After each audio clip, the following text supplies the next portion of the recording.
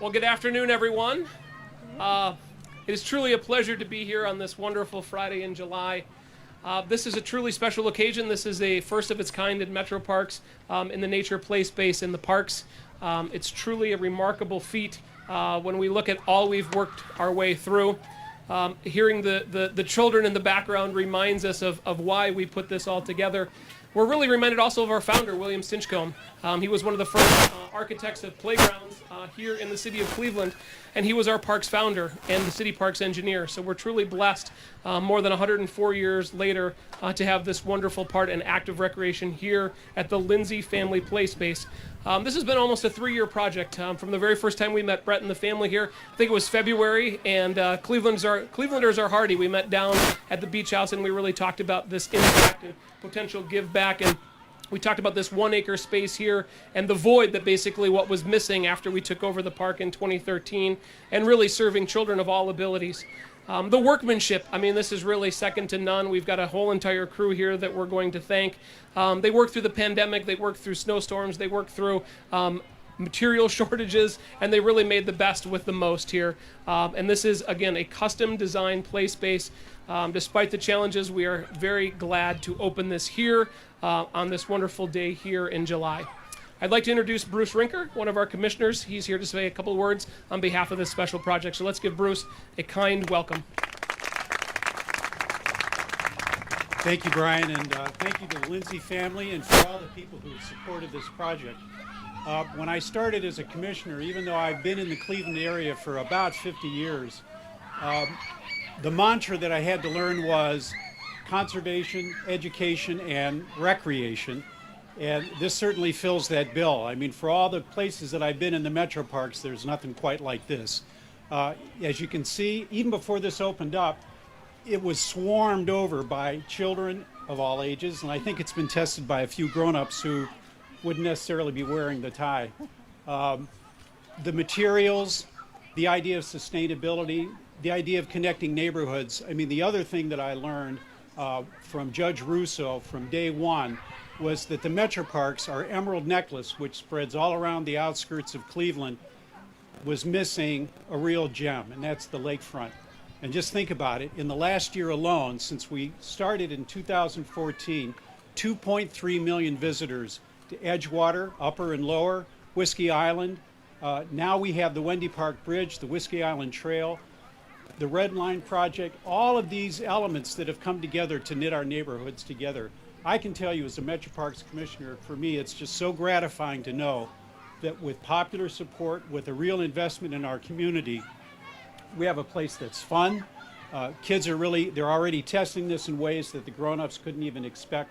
So we want to thank the Lindsey family. This is a real gem to add to our lakefront. So thank you.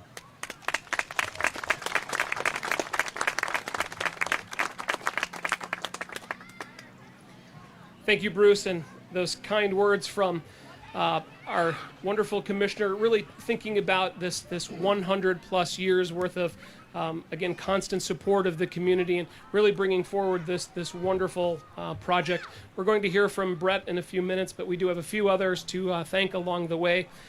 John Cardwell is in the back. John, if he can raise his hand. There he is right there. So John is the mastermind of this, and again, I tell you, it's taken many different iterations. We've got Zach here, Kurt, Blake, Jim Rodstrom, Sean McDermott, Jim Camps.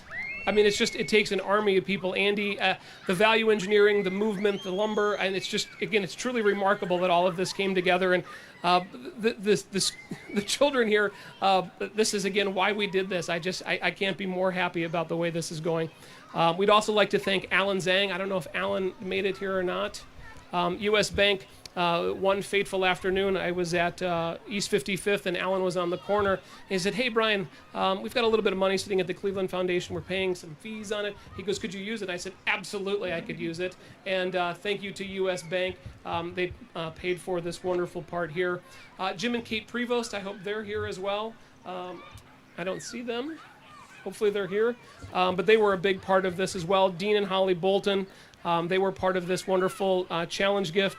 The legacy of Alvin and Laura Siegel, whose memory is recognized here, and their granddaughter, Catherine Siegel Bergman is here as well. So thank you so much to all of those. Let's give them a huge round of support. So without further ado, I'd like to introduce Brett Lindsey. Again, more than hundreds of people have donated to this project, hundreds of man hours. Without Brett's leadership gift, though, and his commitment through this whole entire process, this would not have been possible. So let's give Brett a huge round of applause and a very warm welcome to him and his wife, Teresa.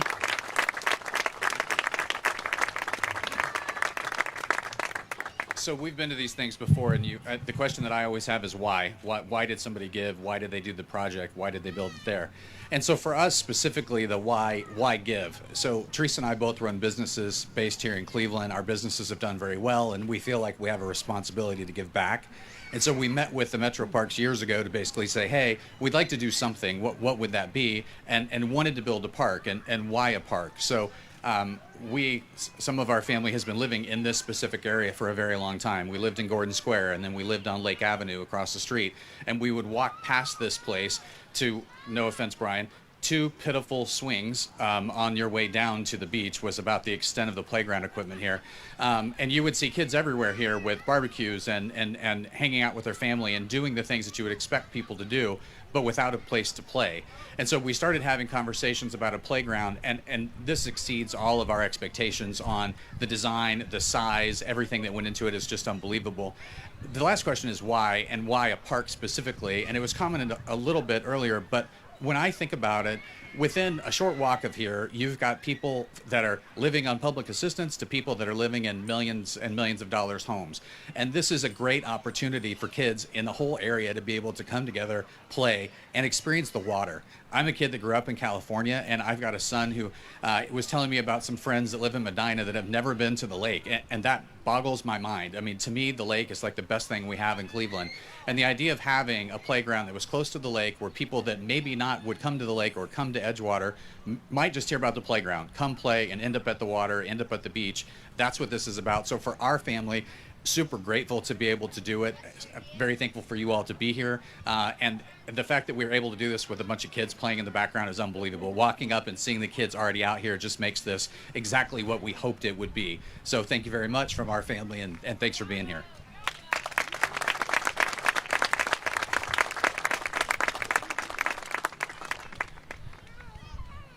So the final few kind of thank yous before we dedicate it now, because it's technically open. And I laughed because I was walking up. I'm like, Kurt, what is going on? Kurt's one of our park managers. He goes, Brian, he goes, I tried. He goes, they went this way, they went that way. He goes, they were on walkie-talkies, they were on phones, and they were going every which way. So I have to thank our marketing team, who is really second to none in the country. The work that they do to get the word out is absolutely phenomenal. That's an extremely important thing. Natalie Ronayne is here and her entire development team. Let's give them a huge round of applause. It takes a lot of shepherding to shepherd all these wonderful gifts, and it's truly a wonderful thing.